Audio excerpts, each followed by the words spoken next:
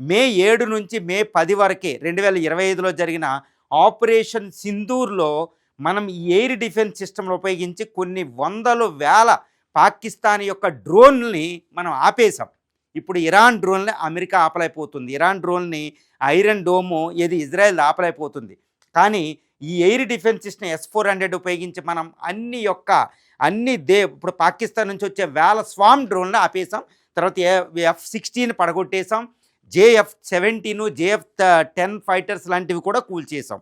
కాబట్టి ఇప్పుడు మోడీ ఒక కీలక నిర్ణయం తీసుకున్నారు. ఆ కీలక నిర్ణయం ఏంటంటే మరో 5 ఇప్పుడు ఆల్రెడీ మనం 5 S-400 ఎయిర్ డిఫెన్స్ సిస్టమ్‌లో రష్యా నుంచి కొనడం జరిగింది. 2018లోనే ఒక ఒప్పందం $5.6 బిలియన్ విలువ అనమాట. అందులో 4 ఇండియా రావడం జరిగింది.